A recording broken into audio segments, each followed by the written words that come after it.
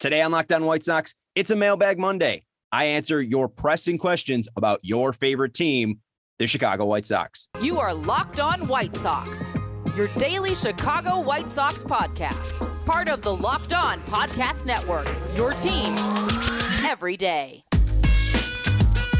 Welcome into Locked On Sox. Thank you for making Locked On White Sox your first listen each and every day. We're free and available on all platforms. We're free and available on platforms like Twitter, Instagram, and YouTube. You can find us there at Locked On Sox. The most important one is our YouTube channel. We just relaunched it. We have 3 new videos with video. Hey, look at me. Look, if you're on YouTube right now, hey, how are you? I'm waving to you right now. If you're driving and listening to a podcast, I'm still waving. You can wave back if you want. Hi, how are you? If you want to go over and support us on YouTube at Locked On Sox, that would mean the world to us. We're trying to get up to 50 subscribers by the end of the week. I say we, I mean me. I am trying to get the channel up to 50 subscribers by the end of the week. If you've already thought you've subscribed to the Locked On Sox White Sox YouTube channel, Tanny and Herb made their own. This is a new one, so you got to go and support the new channel. Today is Monday, February 7th. It is the Monday Mailbag. You could participate 312-566-8727. That is the voicemail line. You can call in and have your voice on the show.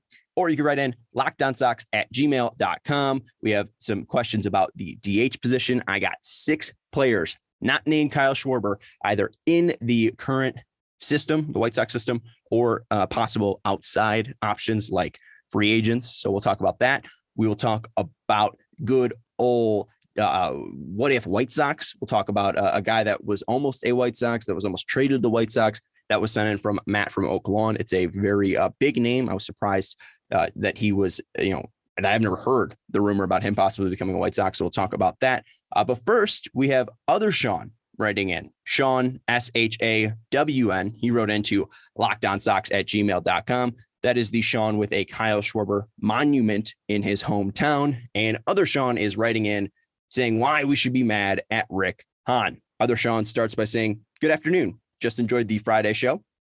Friday show featured Janice Scurio, White Sox writer. We talked about the 2022 White Sox. You could see that video. You could see that conversation on YouTube. So go check that out if you'd like. But Sean writes in saying he enjoyed Friday's show, but any discussion of Carlos Rodon still upsets him. As you can see from his preseason prediction below, he has Carlos Rodon as the 2021 breakout player for the Chicago White Sox. He's always thought highly of Carlos Rodon. Not to mention, he also hit the win total on the dot in his predictions. But the subject is why we should be mad at Rick Hahn. And the answer is Carlos Rodon's 2021 contract.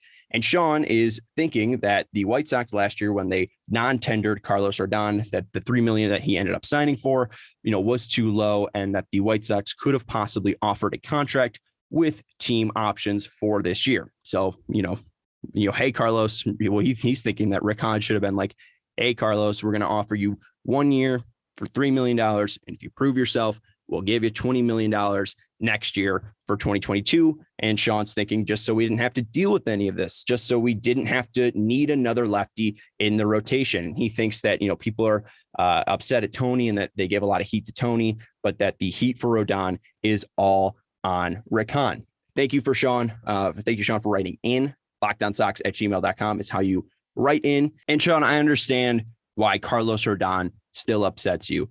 I was saying every start, through June or July, every time Carlos Rodon was doing something good, that Jerry needs to start backing up the truck to Carlos's house. It was very impressive to see how he bounced back in 2021. And you're right that, obviously 2020 was going to be a down season for him because he was coming off of Tommy John surgery.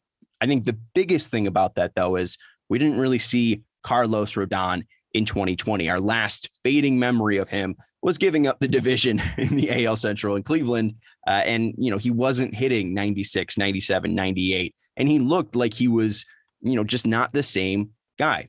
Obviously, Ethan Katz comes in, is able to introduce new training regimens into his routine, and he's able to use the velocity belt, and he's able to kick up velocity more. He's able to stay straight and narrow. And it also looked like he slimmed down a little bit. It just looked like he was more motivated, more energized, looked ready to prove himself. I think that he found a new gear over that 2020 to 2021 offseason. So I don't know if you can really blame Rick Hahn for this, because let's say they sign him to, that $3 million deal for 2021, and then they have the team option for $20 million in 2022, but there was no guarantee that 2021 was even going to happen. I mean, he was just to fill out the rotation last year, and he ended up being a Cy Young candidate. Injuries slowed him down near the end of the year, but I mean, Carlos Rodon having the year that he was going to have, having the year he had in 2021, I think it flabbergasted all Sox fans. I understand you say breakout player of the year. The stuff was always there. He's had always flashes of stuff. And hey, Ethan Katz being able to help Lucas Giolito, obviously helping Max Fried and Jack Flaherty reach the levels they have. San Francisco has great pitching staff as well. And I mean, multiple stories with the White Sox this past year on Ethan Katz being able to rehabilitate guys and be able to raise them to another level. But I mean, Rodon, he never showed this. He never showed this level of production. And the White Sox know the most about this guy. I'm all for re-signing Carlos Rodon this year. I'm all for, I was shocked they didn't even tender him this year. He could have tendered him for $18.4 million for a 1-year deal. His agent, Scott Boras, has said they wanted more money and more years, but still, if they tendered him and they would have gotten a draft pick back if another team did sign him. The White Sox could have had him for 18.4 for 1 year if he just accepted the contract that happened with Brandon Belt in San Francisco, but they didn't offer that. And that's a question that I have asked a lot of people. I've asked Mike Rankin on this podcast before, like, what is it about Carlos Rodon that the White Sox are just not going after him and making sure that he stays on the team for 2022? And I think that they see that breakdown in about, August for Carlos Rodon's arm and him not being able to reach those high velocities and him not being able to go deep into games. I think that was the biggest sign for them. And you even saw the back and forth, like Rodon was saying that he was fine. And the White Sox were like, no, you're not ready yet. There was a back and forth and a battle for Carlos Rodon to pitch those games in September. I think you remember the game that he pitched at the Cell guaranteed rate against the Reds in September. And he made it, I think, like 6+ innings, but his stuff was like 91. And he was just a completely different pitcher. He wasn't getting the ton of the strikeouts. He wasn't able to hit those high velocities late in the inning, late in the later innings. And I just think Rick Hahn and the White Sox in general look at that and they just are worried about his injury health and his injury history. And it's not that shocking. And especially with the White Sox being frugal and as frugal as they are with starting pitching money, I think that they're really concerned about giving money to a guy that possibly might not be able to give you 20 starts this year. So, we're going to have to wait and see until what the lockout brings to us. But I don't think that the White Sox want to offer him more than $15 million. And, if he's pitching the way that he did last year, I think he's worth it. So I think it's just a point where the White Sox don't want to take the gamble per se on his health. And it is disappointing because Carlos obviously wants to be here. Carlos proved himself last year that when he is healthy, he's able to be that elite player that they drafted, but injuries have always let him down. And I just think that the White Sox are too concerned about what his injury history would bring, especially if they lined him up for, big money. So thank you, Sean, for the email. You can write in at lockedonsox@gmail.com. Locked On White Sox fans and Built Bar fans, I have great news for you. Built Bar has a brand new treat for you. Have you tried the Puffs? If you haven't, you're missing out on one of Built Bar's best tasting bars. Puffs are the first ever protein infused marshmallow. They're fluffy, they're marshmallowy, they're not just a protein bar, they're a treat. And they're covered in 100% real chocolate. Puffs are a fan favorite with some incredible flavors. Yummy, cinnamony churro, coconut marshmallow, banana cream pie, all are so good. These Puffs are going to be your new favorite. All Built Bars are covered in 100% real chocolate. Yes, the Puffs included 100% real chocolate. You can go to built.com and you could scroll down the macros chart. You'll be blown away. Again, high protein, low calorie, high fiber, low carb. Most Built Bars contain 130 calories, 4 grams of sugar, 4 net carbs, and 17 grams of protein. You compare that to a typical candy bar, and those can be anywhere from 200 to 300 calories. At Built, they're all about taste. They make it taste delicious first, then figure out how to make it healthy. Go to Built.com and use promo code LOCKED15 to get 15% off your order. Go try these tasty, delicious, healthy bars. Use promo code LOCKED15 for 15% off at Built.com. Doesn't it seem impossible to find the parts you need at your local chain auto parts store? You walk in and it's just endless questioning about your make, your model, and the person behind the counter has control of the computer and they're only choosing the brand their warehouse happens to carry. Why not go to rockauto.com? You have a computer with access to rockauto.com at home and in your pocket. You'll save time and money when using Rock Auto. Why spend 30%, 50%, even 100% more for the same parts from a chain store or a car dealership? A Honda Odyssey fuel pump is $353 from a chain store. From Rock Auto, $216. I went into my local chain store and it was $20 for wipers, $2 a piece on rockauto.com. Rock Auto is a family business serving do-it-yourselfers for over 20 years. Their prices are reliably low for every single customer. Rock Auto has everything you need: brake parts, tail lamps, motor oil, and even new carpet. Go to rockauto.com right now and see all the parts available for your car or truck. Write Locked On in their "How did you hear about us" box so they know we sent you. They have amazing selection, reliably low prices, and all the parts your car will ever need. rockauto.com. It's Super Week, brought to you by Get Upside, and there's no better place to get coverage of the big game than on the Locked On NFL podcast. And live in LA this week, Locked On Bengals and Locked On Rams. They will be giving you the best live and in-person coverage all week here on Super Week, brought to you by Get Upside. Hopefully when it's, the White Sox in the World Series in 2022, I'll be flown out, it'll be nice. I'll be getting private jets, the lockdown private jet, it'll be all great. It'll all be all smooth. I'll be bringing you live and in-person coverage from the World Series. This is no big deal. 2022 White Sox and won the World Series. It's all great. We all know all this. And by the way that they're going to be doing this is through the DH. We got a voicemail. Our guy, Alex in Bolingbrook, calling in. What's up, Sean? Alex from Bolingbrook calling in again. You have been talking very much about Kyle Schwarber at DH for the White Sox, which is understandable because he's one of the greatest players in baseball right now. But I'm curious who else you'd like to see at the DH position for the White Sox. Personally, I know of a free agent who's on the brink of hitting 700 home runs.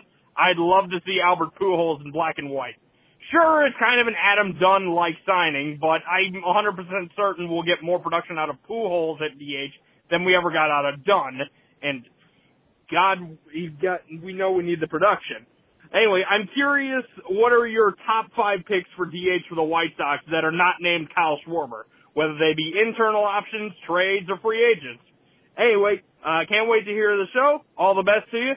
Cheers. Thank you, Alex, for the call. You can call in 312-566-8727. And now we'll be talking about the top 6 options for the White Sox at DH in 2022. Been watching a bit of the GSN, the Game Show Network, so I'm in a little bit of a game show mood, and Alex is going to give us our first guest, the guy with 679 career home runs, Albert Pujols. Is he up on the board? Ooh, Albert Pujols not up on the board. Thank you for playing, Alex.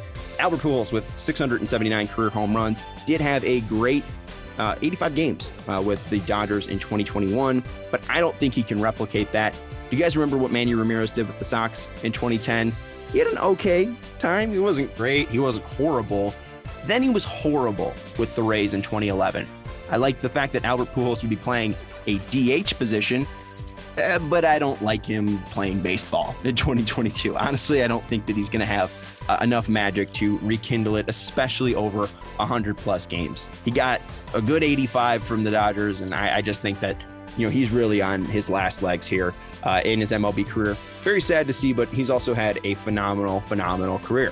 Next guest, we're going to throw up Adam Eaton. Is Adam Eaton on the board? Ooh, to Adam Eaton, not on the board. He's coaching now in Los Angeles. We wish him the best in his career. Also, shout out to Adrian Gonzalez, who retired. I don't know if Adam Eaton technically retired, but I'm pretty sure he's now on the coaching staff for the Angels. So shout out to Adam Eaton for moving on up in the world. All right, we have to be good here. We got 6 more names up on the board and only 1 more strike. This is nerve-wracking, people.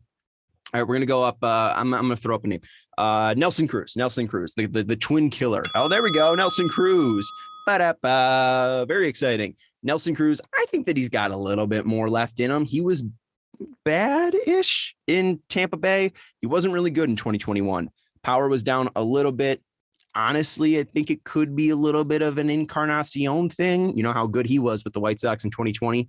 I don't know if Nelson Cruz has enough in him to bounce back, but also it's only 4 people. It was probably Kenny, Rick, Jerry, and Tony, probably. So those are your 4 people that voted for Nelson Cruz. I think that maybe there's enough in there, but if it was 2019, I'd be all for Nelson Cruz. We know what he did in a Twins uniform against the Sox. It usually left the yard. Next guess, again, we got 1 strike and we got 5 more names up on the board. Anthony Rizzo. Is Anthony Rizzo up on the board? A left-hander. Anthony Rizzo's on the board. 6 people said Anthony Rizzo. Rizzo's an interesting case. Hasn't played DH a lot. Obviously, being in the National League, you can't play DH, but he was traded over to the Yankees. Never took that bad at DH. So I don't know if Rizzo can actually play DH, and his numbers are going down, but left-handed hitter, obviously going to work in guaranteed rate field. Left-handed hitters just naturally perform better at guaranteed rate. He's got a good eye, but I don't know if his back is fully there, but maybe being in a DH position, not having to be out in the field would keep him healthy. And we know that Rizzo, when he is all clicking, he can be a very powerful bat. Hasn't been that, though, in probably about 3 years. So Rizzo's an interesting name. He's still out there, but I think that there's better options for the Sox at DH. We'll go to the next guest. Gavin Sheets. Is Gavin Sheets up on there? Gavin Sheets. Look at that. Gavin Sheets is number 4.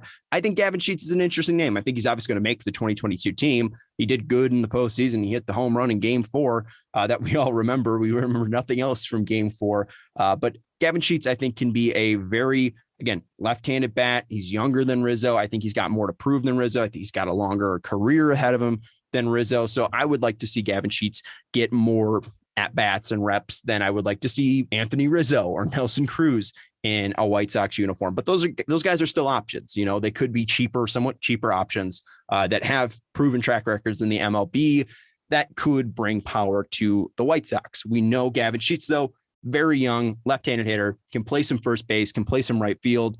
I would be fine if the White Sox started off the 2022 with him being a platoon with, let's say, is Andrew Vaughn on the list? Oh, Andrew Vaughn, ding, there we go.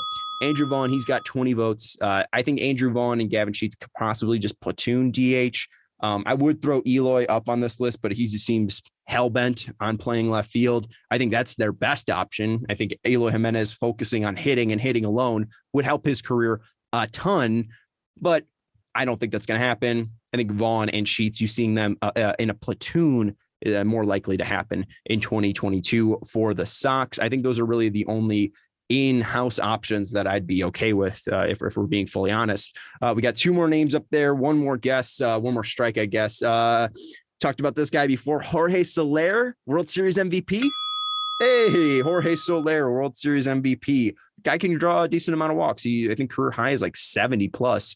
So shout out to Jorge Soler for that. And he can hit bombs 40 plus in a year for the Kansas City Royals. Not good in the field, but he's got a ton of power. Very, very pretty stroke. It's very fun to watch him hit baseball. It's kind of similar to Luis Robert. So shout out to Jorge Soler, and, just similar to Robert in the way that's just so raw and so just innate in them. The hips are so quick. The hands are so quick with Soler.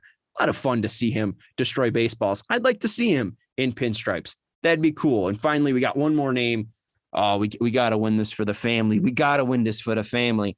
1 last guest, Nick Castellanos. Nick Castellanos is on the board. There you go, Alex. Those are my 6 names for the White Sox DH, not named Kyle Schwarber, to take over. I think those are the best options in that order.